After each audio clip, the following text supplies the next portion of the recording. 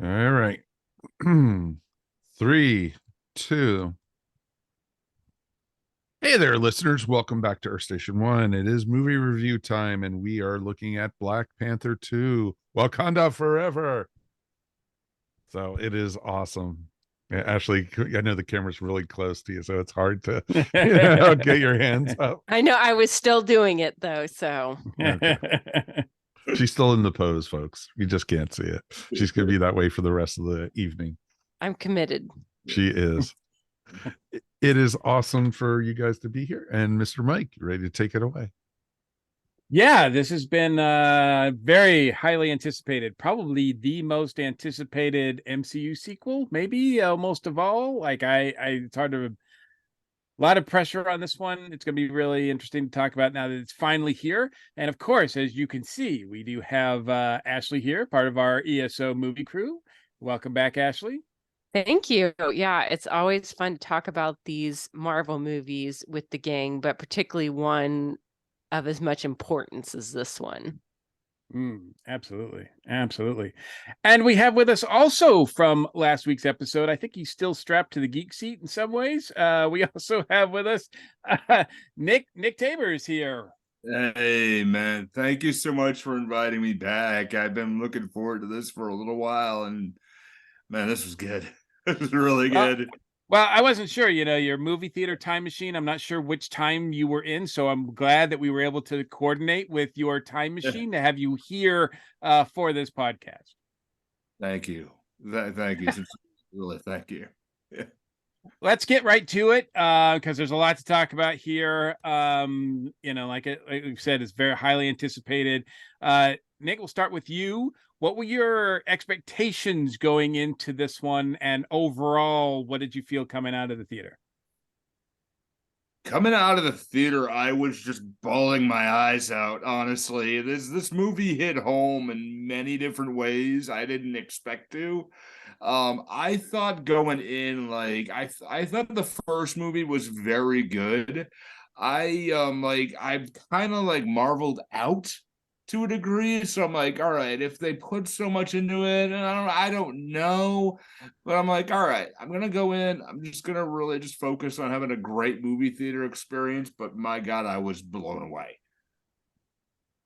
Yeah, this is the final film, I believe, in Phase Four, I think. Yep. Phase Four has had some mixed reviews, to say the least. Ashley, what about you? It's hard to have no expectations going into this one, right? Oh yeah, totally. There's so much pressure. I mean, the first movie is one of the biggest commercial and critical successes in the MCU, and especially with the tragic passing of Chadwick the star, who is the Black Panther. I mean, how do you make a Black Panther movie without him? And I was really glad that they didn't try to just breeze past that. They dealt with that in the movie. They dealt with the grief that we as the audience and fans have, and also the other characters surrounding it. I thought it was one of the most mature and emotional movies that the MCU has done in terms of tone. And I appreciate that they didn't just sweep the tragedy under the rug, like they wove that into the entire story. And I'm also really pleased with the decision not to recast T'Challa, because I feel like it's too soon. We needed to deal with the loss of Chadwick. And I do like how they have dealt with legacy in this movie with his sister, and then the teaser at the very end with his son, who I'm sure 10 years down the road, hopefully they're still making Marvel movies, and we might get to see young T'Challa team up with his Aunt Shuri and go on some cool adventures. So yeah, I thought they had a huge task with, and then also introducing Namor and all those characters without making it seem like, hey, this just Aquaman in the MCU. So I felt like they had a big task ahead of them, but they pretty much nailed it on all the points, I thought. Yeah, That's a good way to put it, actually. That is a really good way to put it, actually. Yeah, and Mike, how would you put it? What were your expectations going in? I haven't been the hugest fan of the Phase Four Marvel films. I've been let down by most of them, in all truth. I enjoy them. They're great popcorn movies, but everything that I've seen since, I want to say probably, Endgame was, and take this with a grain of salt, folks. It hadn't lived up to the hype that they were building around it, a lot of it. And I was like, Nick had said, I was starting to get a little burnt out on the Marvel movies. And when I saw the trailer for this I think it was, they released it right at the end of the summer. And I was blown away by this trailer. It seemed so huge and epic and big. And they were introducing Namor, and they were going to introduce a new Black Panther, and they were not going to recast Chadwick's role, which was amazing. I was still cautious going into the theater because I had been very much looking forward to Doctor Strange. I had very much been looking forward to the Thor movie over the summer. And both of those left me going, meh, afterwards.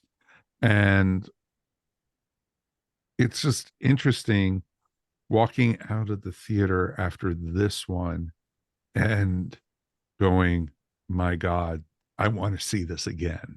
I want to see what I missed. What, what was so important in this one? There was so much happening in this one, and there were so many stories being told, and they were weaving future plot lines going forward, and just not Black Panther stuff for the whole MCU that you're going to be seeing. And I fell in love with it, and it was a lot of fun. I was glad they took care of the whole T'Challa thing in the first 2 minutes of the movie. They did not back down from it. Boom, right in your face, right after the opening credits, right there. And I'm glad they did that. That's what I wanted to see. And there's so much we got to talk about in this. And like we said earlier in the opening, we're going to spoil the hell out of this, folks. So, we've already spoiled stuff, about the after credits scene, about T'Challa's son and everything like that. And it's interesting. Usually when the film ends, and the credits start rolling and everything, that's when people cheer. The movie was quiet. Nobody said anything. And, I was worried, oh, did other people didn't like this and everything and as soon as the after credit scene ended, people were like almost standing up, like standing ovations and stuff. It was awesome. People were like cheering, and it was great to see and everything. And I'm glad they ended this on a very, very good note. And it's like, I want to see Ryan Coogler do everything now Marvel going forward. I like you guys. I mean, look, this was an important one. This is probably the most important movie to be made in MCU after Endgame, right? Like this is and not just, I mean, it was prior to Chadwick Boseman's passing. But then once, and it's hard to believe that it's been 2 years, right? So yeah, this was a big deal. A lot of expectations on this one. It's hard to just go in and go, okay, I'm just gonna like enjoy it, right? Because there's so much more that's going on here. And yeah, there was a huge, well, I don't know how huge it was, but there was a big debate online about whether or not they should recast him, or what they should do. And unfortunately a lot of that came from people who I don't want to justify what, or even mention what they were, the fact that they were coming from a place that haters are right, they were coming from a not good place, and that didn't help matters. But when you have a movie like this, I think Ryan actually played it pretty safe in the extent that with the plot and the storyline here, he doesn't try to reinvent the wheel here. It's a pretty simple story of a hero, you know, of a person wanting to seek vengeance, but then realizing that they are better than that, and they need to be better than that to be a hero. I mean, we've seen that play out so many times. Unless you're talking about Black Adam, which they seem to say it was cool not to care about that sort of thing. Which is a whole other thing. What are you talking about? Like, this exactly, is MCU, exactly. So, but I thought they kept it pretty like tell the simple story, but engage all of this other emotion that's going on. I mean, like I said, it's hard to believe that 2 years ago is when Boseman passed, and yet I don't feel like we ever really got to chance to mourn him until like this movie. Like this movie, as you guys have mentioned, opens up with his funeral, and it's his death and then his funeral, and it's like now we're like, okay, for a lot of people who did mourn him 2 years ago, it's like, oh, we're going to go through this again, so we're mourning him. But it's like this is like a proper mourning, and it's a really well done one, as far as emotions, and it really takes you through, despite, and it's not an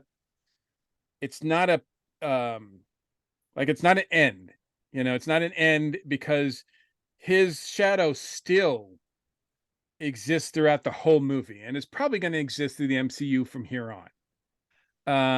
That's the power that this actor had at playing this character. And in my opinion, there's no way you could just recast that. So to me, and to tell the story that they wanted to tell, it doesn't, if you just recast him, this is just another Black Panther movie. But this is the first movie that really deals with this kind of loss, at least in the MCU. And I think the way they do it is really sensitive and really well done, and very satisfying at the end. I mean, there is hope. The movie ends with hope, which I thought, as you guys have said, when I walked out of the theater, the only thing about the walking out of the theater, I think people were really surprised there was only one mid-credit scene. Like, I think everybody wanted something else, maybe just something really light to just sort of offset everything, all the emotional weight, like another shawarma scene or something, just to kind of give us a little but obviously they didn't give us that, except I will say, when the words, and MCU doesn't do this very often, I don't think, you correct me if I'm wrong, but at the end when it says Black Panther will return, kind of like a James Bond thing, that's when the audience that I was with erupted, and it was a packed crowd. I mean, I saw it on Friday, so I saw it the first day, really. Thursday night was really technically, I guess, the first night. But and by the way, before we get really into more details, I know that we haven't done this for a little while, but I think it's important to mention that the box office was really strong with this. It has grossed $181.3 million in the United States and Canada, $150 million in other territories, for a worldwide total of $331.7 million. So this is looking to be already the biggest movie certainly of the MCU this year, and probably of everybody this year. There's still a lot of movies to come. There's still a couple more movies to come out this year. Avatar. And although this one had a lot of blue people swimming too, so I don't know, maybe there's a crossover here, I don't know. But all right, so before we move on to other characters or whatever, does anybody else have anything to say about sort of the how the handling of the death of Boseman and the Black Panther and the new Black Panthers? Anybody? Nick, do you have anything more to add to that? Yeah, I really think that even if you haven't seen any MCU, maybe you just saw Black Panther, personally for me, this hit home because I'm from a very small family. You could fit my family around a card table, and most of the time we do. So with Wakanda itself being, a large nation, but to itself, and for the most part, some of the themes from the first movie dealing with the fact that whether it should stay hidden or whether it should share its secrets around the world. When you deal with that, like we lost my grandmother earlier this year, and even though she lived to be 96 years old, it was one of those that it was just, you kind of expected her to be immortal. And when you deal with that, you're like, oh, okay. And then but is seeing the nation of Wakanda deal with T'Challa's death right away and say, okay, like he kind of felt like it was something like anyone who was in a small family can relate to that. And I told every one of my friends who's saying, they could texting me like, how was it? I saw it Friday in the middle of the afternoon, and it was a packed theater. And and they're like, I'm like, tears minute one. Right away. And I think that the journey itself, where you're dealing with not only with a lot of beautiful setups and a lot of beautiful stories, as much as you both said, I think that dealing with somebody who is just trying to deal with their family in two fronts, just trying to simply figure out what's going on now. And there's a few areas, and I'll point it out as we go along, but it's just like, yeah, I could see this happening, and in reality. And it's the story itself of just dealing with a family trying to figure themselves out now. And one person immediately going, how am I going to be in this world? Like, where do I fit in? And then finding a way to fit in later was just, man, chef's kiss awesome. Like, just so well done. And I would say the very end, somebody mentioned it too, like the theater erupting. There was a woman who was in front of me who had her popcorn, and it was almost like a scene out of an 80s movie. Like, she was jumping and leaping, but every time I knew it was a really good scene coming, she would jump and the popcorn would go over her shoulder and land on me. Like, so you got some free popcorn out of the deal. That's good. Yeah, it was great. Like, okay, but keep jumping, lady. Keep jumping. Yeah, keep going. Come on, keep going. Like, but yeah, man, it was just, there are scenes there that'll break down, but it's just, chef's kiss great. Everything about this was wonderful. All right. So in addition to the dealing with Boseman and the Black Panther, I think the other big thing that happens in this movie is that finally in the MCU we're introduced to Namor. Namor is for those people who are not familiar with the Marvel comics, he is one of the first like Marvel like characters. Like his first appearance was in 1939. And he's been a off and on mainstay, sometimes villain, sometimes good guy in the Marvel comics for decades and decades and decades. And so it's a big deal. I think I think he was like, I don't know, his rights were tied up previously, so finally the MCU is able to use him. They introduce him here. There is a comic storyline where Namor does, more recently, that Namor does go up against Wakanda. And so I think some of the beats of this story were taken from that storyline in the comics. But what did we think of? And, this has come a little controversial as well, because they changed some things, I think, as you pointed out, Ashley, to sort of, not mix him up with Aquaman. Even though I think he predates Aquaman, there's like, since Aquaman, people are more familiar with that guy. Like, okay, so here's another king of Atlantis from the comics. He has kind of a similar power set. So I think the MCU wanted to make sure, like, this is not Aquaman. So they make a very clear distinction. Mike, what I want to get your opinion first, because you probably, out of all of us, have more of a history with Namor as a character in the comics than anybody. Oh, sure. Namor is interesting because he predates Aquaman by 2 years. Yeah. Because Aquaman, for those who don't know, was a Golden Age hero also for DC. And it's interesting because Namor, like you said, was a king of Atlantis also. and very similar. But, you know, like you said, him and the original Human Torch were in the Marvels, which was the first timely comic at the time. And that was dated 1939. So old he And is, people. Before yeah, Marvel was even Marvel. exactly. He predates Marvel, you know. And so it's interesting too, because Submariner is, you know, disappeared after, you know, during the 1940s. His character went away, and he came back with the Fantastic Four. And it's interesting, along with the Fantastic Four, 20th Century Fox owned the rights to him. And so it was, you know, because the first, you know, when Marvel was going broke, they sold the rights to a lot of characters. They sold the rights to the Fantastic Four. They've sold the rights to Spider-Man. They sold the rights to Namor, Daredevil, Punisher, all these different characters. And that's why you didn't see them popping up when Marvel Studios first popped up.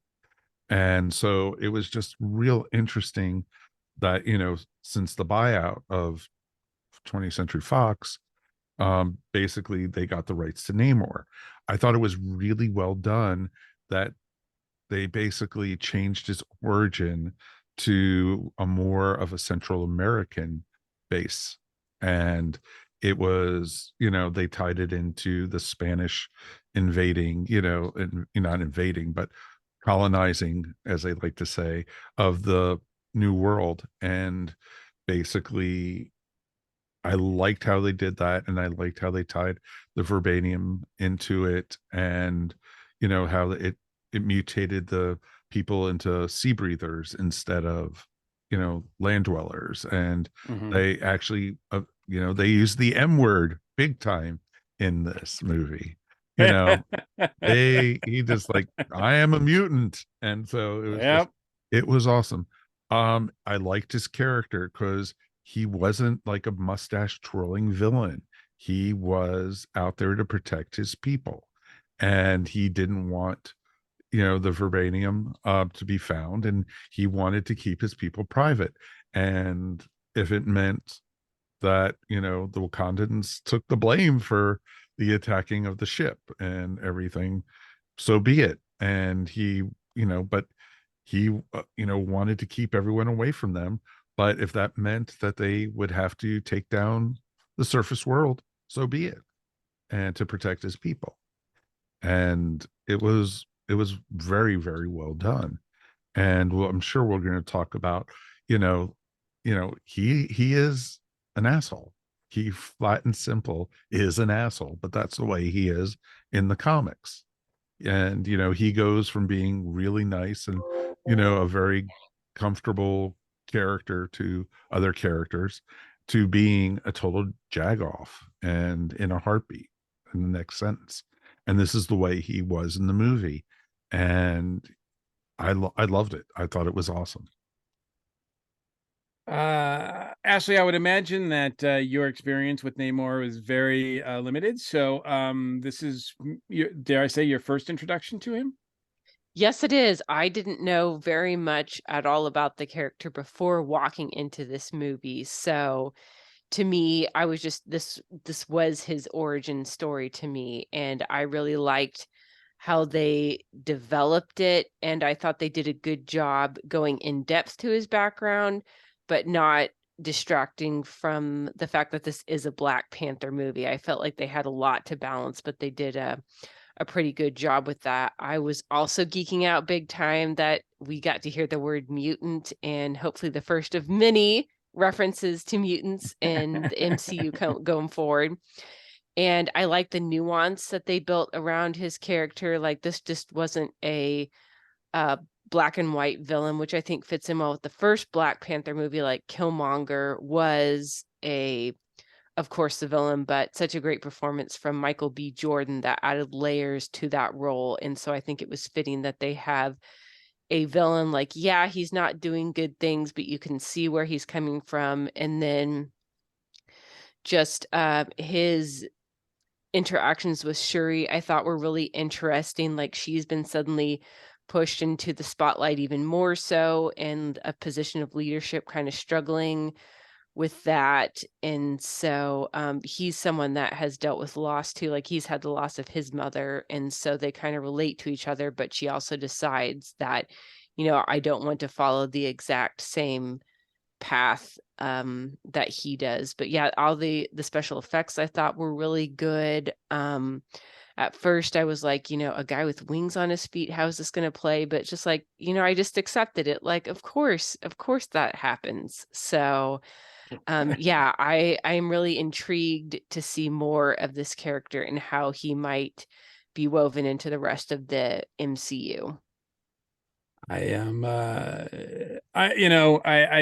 it wasn't lost on me that they have this huge scene sort of towards the end, the final confrontation, where you both of these characters, Namor and Shuri, have lost their mothers, right? Yeah. And that's that in a lot of ways, that's what fuels them as characters. And yet that's also kind of what brings them together in a way that's far less clunky than like, why did you say that name? Like, it's like, I was this not is like, going there. I was thinking it, but I was not going but, there. well, that's the thing. It's like, this is how you can do that concept and it works instead of being corny, right? Like it is possible to do that. And I thought that was really, I don't think it was an intended jab, because it's really its own thing, but I did appreciate how it was sort of acknowledged here and done really well. Agreed. So Nick, well, I'm going to ask you, do you have any sort of preconceived notions about Namor going into this, or how did you feel about him as the big bad in this? To be honest with you, I knew nothing about him. Like I was totally, in the dark on him specifically, and I knew a lot about old comics for a while, and I'm like, I really just kind of scratched my brain. But I think, so you guys all hit on the similar points, but I thought about it because I one of my geekiness things is Leonardo da Vinci. And one of his paintings, he had his early paintings, and supposedly the lore is that he painted angels and cherubs so well that the person who taught him how to paint quit. And he painted angels with winged feet. And the angels were painted or put into the painting at the spot where you didn't know whether they worked for the devil or worked for God. And so that first came to me, but particularly why I liked him was because you never knew where he was. Where he was on the good, like, okay, he's defending, he's the first baby that's born underwater and, like kind of living in two worlds. Sherry's like, okay, he's not that bad. We could have an alliance. And the scene that got me the most when you think about a great villain, and I think Mike said it the best, was like, in the same sentence, he's explaining evil and explaining good. And one of his soldiers, he's explaining to her, who just really wanted to fight, and he said, okay, well, we'll go ahead and have the alliance and we'll fight anyway. We'll do this, so what? We're still gonna fight. Who cares who does this? And I thought about it, if this was reviewed on my show, if we did it on Movie Theater Time Machine, the fantasy casting would be a Joe Pesci character. Fight, so what? Hey, we'll still fight anyway, guy. Come on, what do you think? I'm a clown? Let's do this. And I'm like, all right, cool. And I loved that. I'm like, and his scene's wrapped up, and I'm like, okay. When Shuri like says, oh, you'll survive, everything, we're not gonna kill you, and he still goes on, and I'm like, all right, I want the next one. I want more. I want to see more of this dude. I want to hate this guy more. But I think we'll have that opportunity. Yeah, and I hated him more because I liked him at some point. I'm like, no, I'm not supposed to like you, you jackass. No. There were times when he was downright charming. Yeah, right. Oh, sure. Yeah. Yeah. Well, the first Black Panther, one of the, besides Boseman's performance, but Michael B. Jordan as Killmonger got almost as many headlines, especially, the tagline "Killmonger was right." All, like that, everybody, like, he's justified in what he's doing. And so there's that makes him one of the strongest quote unquote bad guys in the MCU that we've seen. So that's a big shadow to kind of go against too. So we've got Namor coming in, and he has that vibe too. I think the writers and everybody does a great job of making him more than just one dimensional. He's not just, and much like Namor is in the comics, because like I said, if you pick up a comic, you could pick up a comic one week and Namor's like out to like conquer the world, and then you pick up a comic the next week and he's like, helping the heroes defend against like fight Nazis. Like he's a mixed bag. You just don't know what you're going to get with him. And so I never really appreciated him in the comics, to be honest with you. I just didn't care for him at all, because, as Mike said, frequently, even when he's a good guy, he's still an asshole. Like, he's still like, and so I think that vibe is softened a lot in this movie. I didn't find him as much of an asshole in this movie. Certainly he's a lot more charming.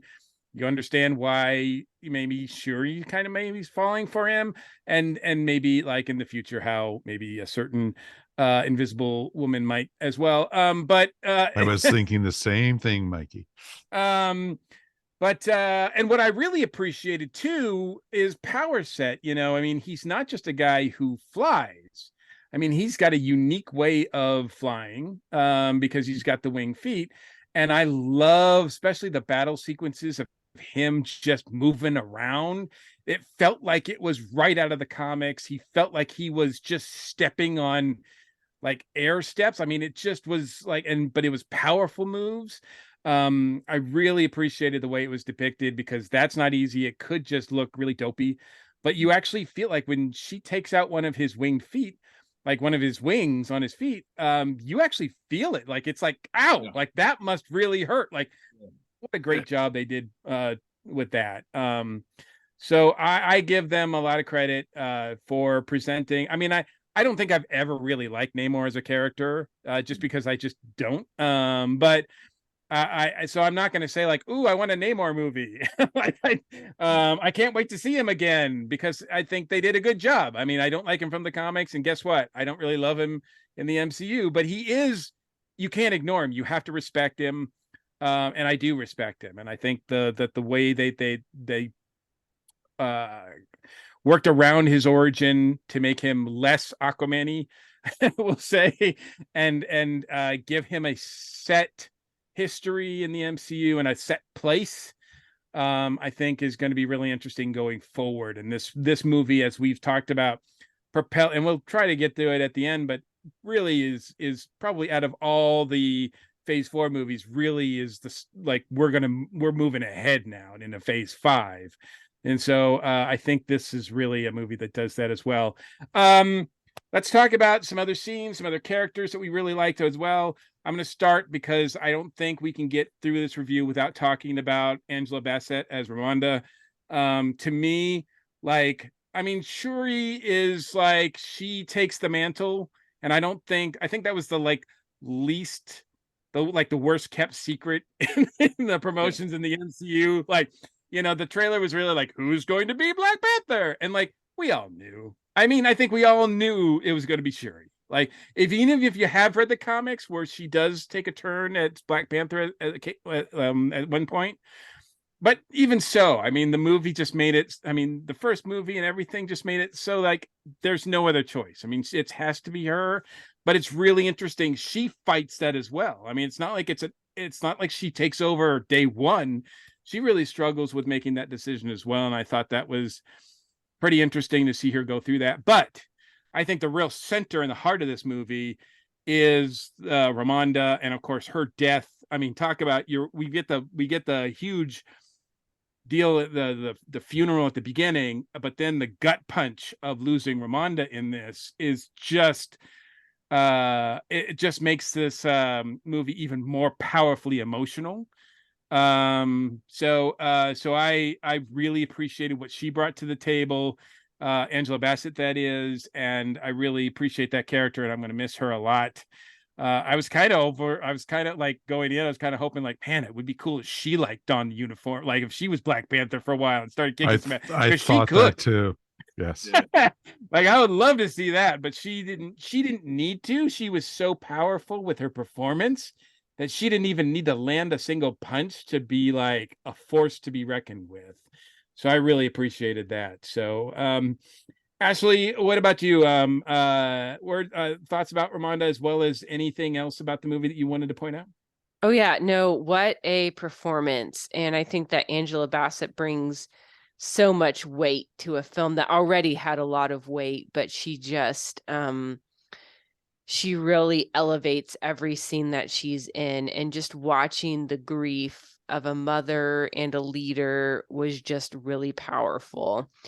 One of the smaller roles that I enjoyed was seeing the introduction of, I believe it's Riri Williams, Ironheart, which was fun Yes. to me because Iron Man is my favorite MCU character. I own Endgame on DVD. I have still not watched like the second half because I can't handle my man Iron Man dying. So it did my heart good to see somebody kind of carrying on his legacy, and to see her building an Iron Man suit, but also putting her own spin on it. So I thought Right. it was cool to see her just get a little teaser, and I'm also looking forward to seeing her in the MCU and what she and Shuri can do if she's got a little access to Wakandan tech to add to her engineering skills.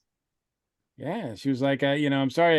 At the end, Shuri's like, you can't take the suit, and I'm like, what? But I'm like, she doesn't need your suit. She could build her own. Like, I'm like, this Yeah, is yeah. like Oh, she can do exactly. that.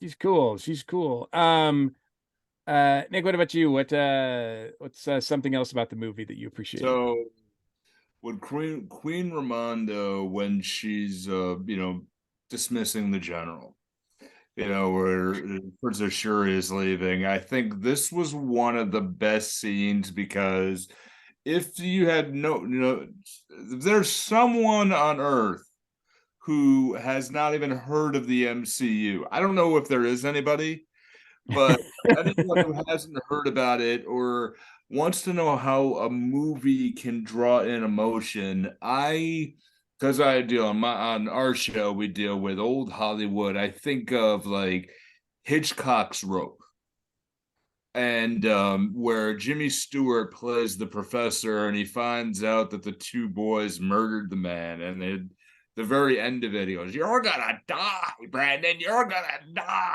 and that just stuck with me.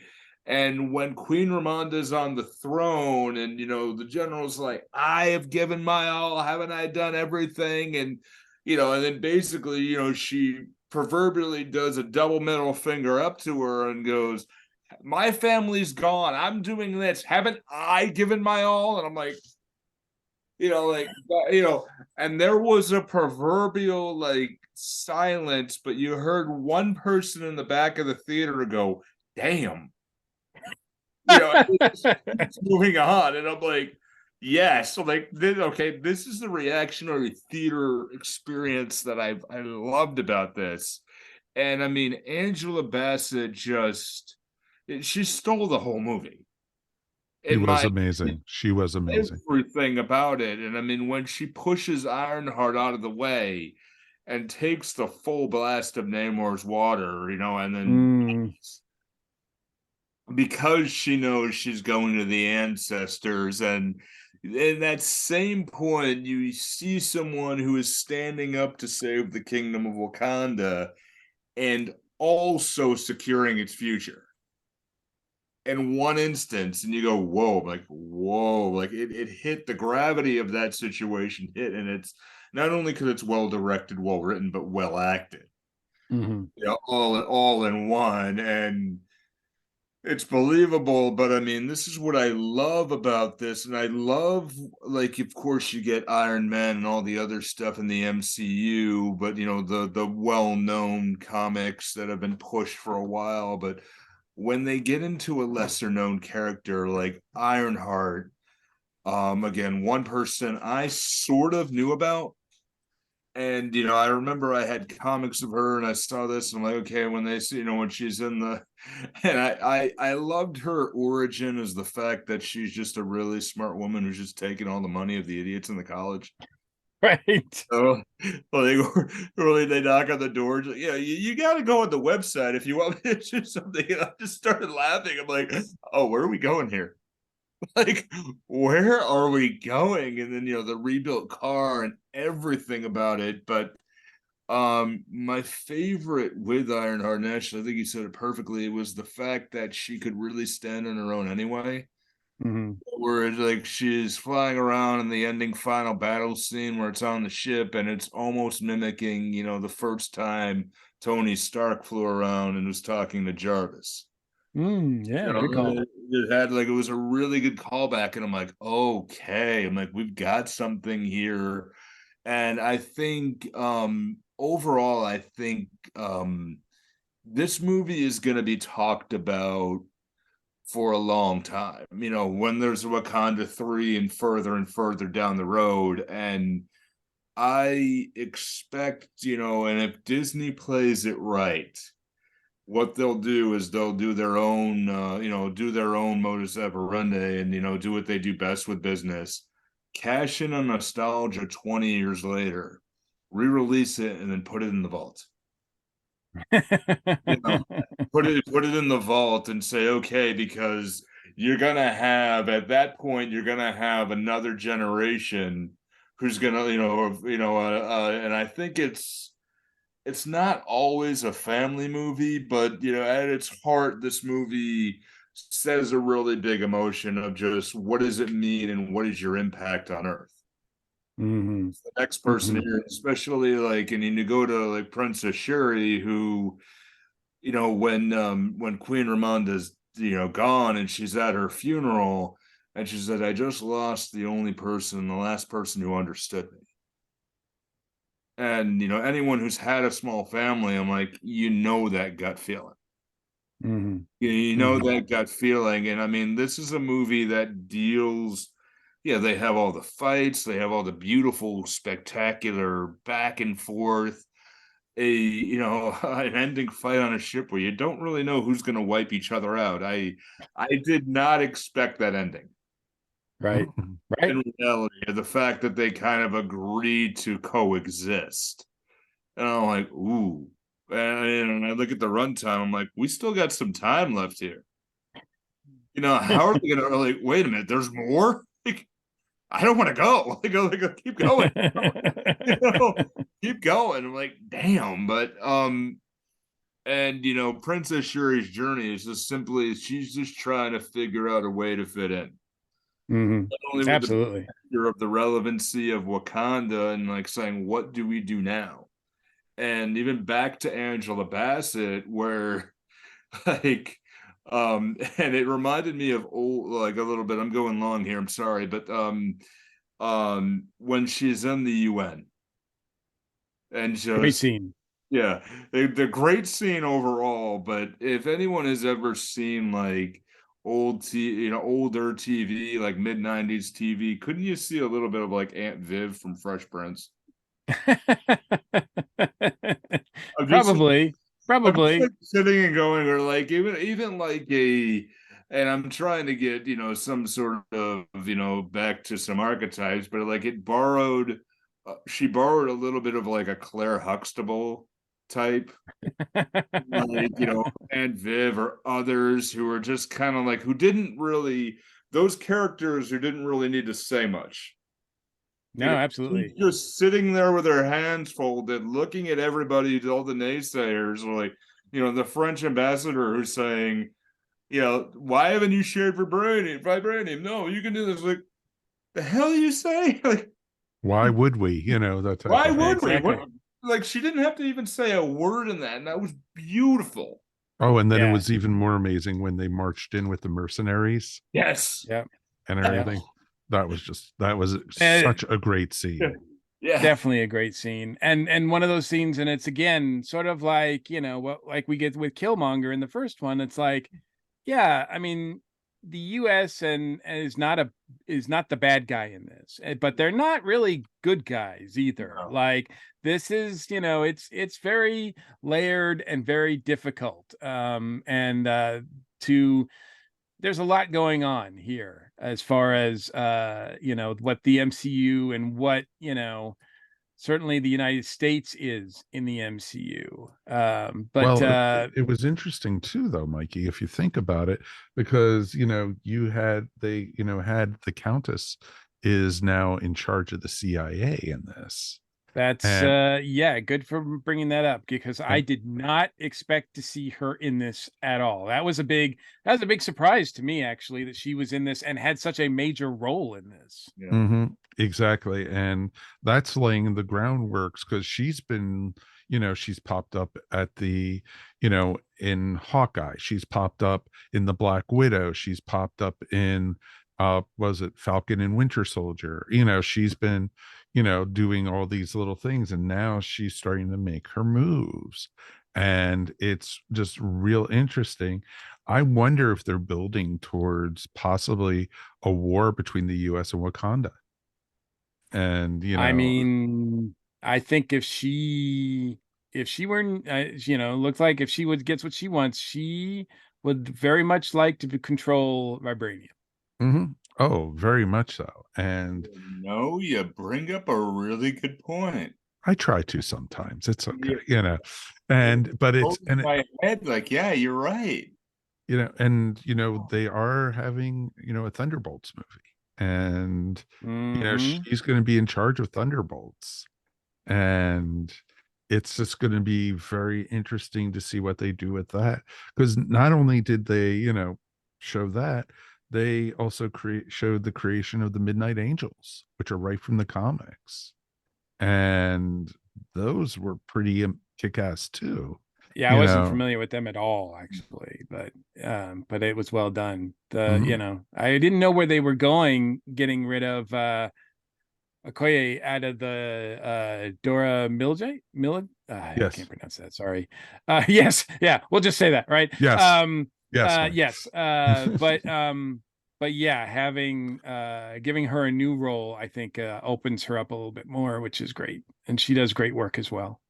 No, and it was just awesome, and the characterizations all the way around. Seeing Ironheart on the big screen, and she's a relatively new character in the MCU and just Marvel itself, and it was just interesting to see. And I thought the weakest part of this movie for me, in truth, was the Atlanteans, or whatever they called them, Namor's people and everything. Most of them were unnamed. The only two they actually named, one was Nemoria, which is supposed to be his sister. And then you also had Atala, I think was the other one, the one with the big dude, with the the hammerhead shark, and he becomes a big villain for Submariner. And that's interesting too, because they never called him the Submariner, and no, he's just Namor, or whatever his name is in the native tongue. And I loved it. I liked that. And I loved when they went to the capital of his kingdom, and I thought it was really, it blew Aquaman away with what they showed and everything. And if you notice, they talked a little bit underwater, which is they had to in some of the scenes, but you kind of have to. In a lot of it, they were doing sign language and everything, and it made more sense and everything, and which was pretty awesome. But the visuals in this were stunning. They were stunning. The battle on the boat was just awesome, where they had the warriors tied with. I think we can call it a ship. Yeah, it was a ship. What the hell, but the Wakandans, pretty much, they were getting their butts kicked in this at the end. You were on a cruise recently, Mike. You know the difference between a boat and a ship. Oh yeah, kind of, sort of. Well, I did not see a buffet in that ship, so I'm not going there. So I'm not going to go that best buffets, dude. They have the Wakanda buffet is awesome. Of course it is. You know it would be. You know Oh, it of would course be. it was. But Um, but yeah, go ahead. it was just awesome. And I there was the visuals were stunning. The battle between Namor and Black Panther was just awesome. And then he impaled her and she walked out of it. That was painful to watch when she broke it the stick off or the Mhm. spear and like walked out off of it. I was just like, oh yeah. But it was just so well done. And it was this movie was an emotional roller coaster, folks. It really was. And I think it was awesome. And you heard people during the funeral scene sniffing, like and everything. It was that Sure. well done. Yeah. It just wasn't, it was better than Tony Stark's funeral. That's all I have to say. Ooh, all right, all right. Still hurts. Yeah. What, too All right. soon, folks? Come on. It's still All right. too soon. So we've talked a little bit about it, actually. Yeah. So, anything else? As we sort of wrap up, anything else about where the MCU is going to go? We're now going to go to Phase 5. The power dynamic at the MCU, dare I say, if not changed, it's certainly a lot more interesting with a new group of powered beings, warriors that are now out there and not really not really happy-go-lucky friendly. Like, right now they are aligning themselves with Wakanda, so that's a double punch. So anybody who wants to go up against them, but they're a wild card. We have no idea going forward how Namor and his people are going to react to certain things that happen. Whether or not if we get another certainly a planetary threat, who we can count on, right? That these people can come together. But we know we get an Ant-Man first. Ant-Man and Quantumania. I don't know. Many of you probably saw a trailer for that before this one, so that's going to be a little bit more lighthearted, but it's also going to open up, and we're going to find out a little bit more, I think, about Kang in that one. And I don't think there's any spoilers there because he's in the trailer. And then we'll see where it goes. But is there anything about this movie that you're thinking about with Phase 5 or going forward that is going to be much of an impact on the MCU? Ashley? Yeah, so I've enjoyed getting to know some of these new characters, and I'm looking forward to a time when we will see like Shang-Chi and Shuri, Ironheart team up, Namor and other as yet unintroduced mutants team up to fight some galactic level threat. I think that'll be really exciting to see. And yeah, I'm also really excited to see more of Kang and how his story may weave into this. I have to admit, I think I am actually most excited to see Jonathan Majors in that role and what he does out of everything that's come out about Quantum Mania, because I've really loved everything that the MCU has done so far, but I am ready to kind of focus on some of the newer stuff. So I really like seeing the idea of these characters taking on legacy, like Shang-Chi, Shuri, Ironheart, and I'm really looking forward to seeing what they do and how they team up to face the problems in the post-Thanos world. I'm sure there's other big bads out there waiting in the wings. I don't think it's part of actually Phase 4. I think it's like a preview or whatever, a prelude to Phase 5.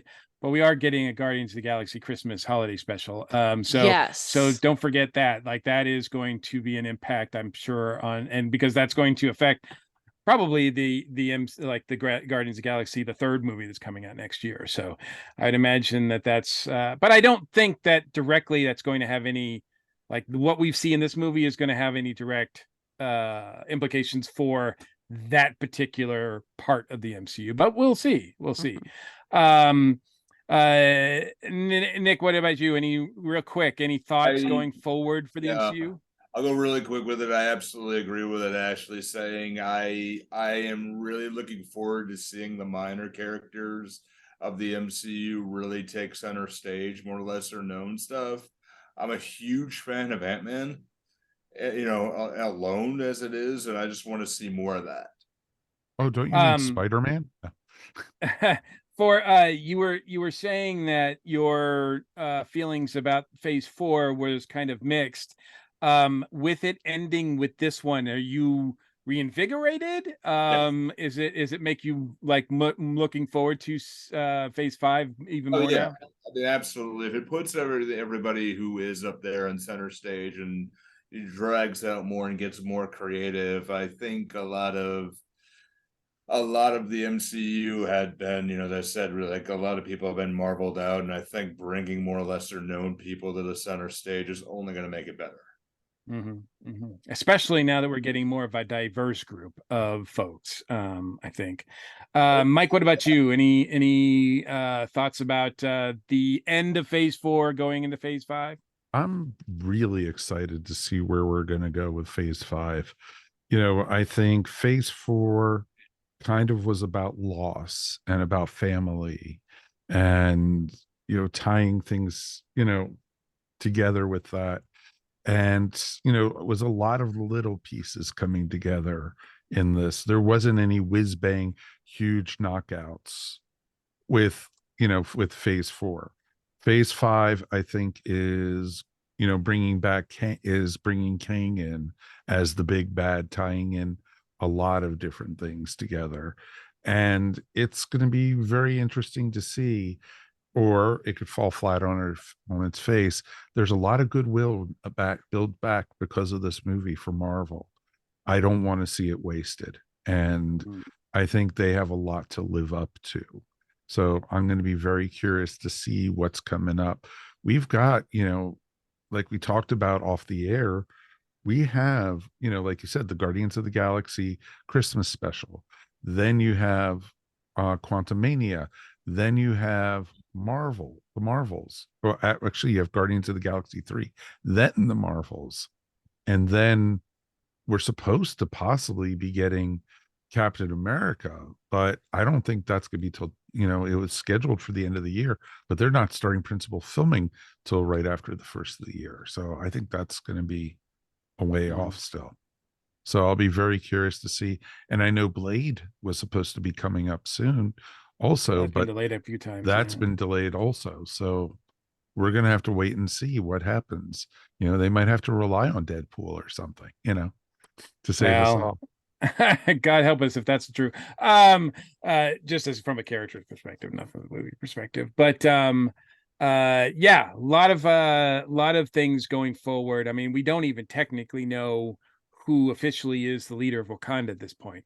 Pretty sure it's M'Baku, but we don't know. We don't know who challenged him. We don't have the answers to that. So going forward, we don't know who's leading Wakanda. So that, man, they just created a huge alliance, and now there's going to be a shift of power. So, gee, what could happen there? So it's going to be really interesting to see what, and I hope we get to see this end of it doesn't look like this is on the agenda for Phase 5 to deal with what's going on with Wakanda, but I really hope that we get some peek into it because it's so interesting. And one of the most interesting parts of the MCU continues to be with this movie. So I think it's fair to say that we're all giving this a Wakanda thumbs up, right? Like, is that yeah, okay. So awesome. So appreciate you guys insight into what your thoughts are in this movie, and we will be right back as we are going to get creative and then close the show. Wakanda forever. There we go.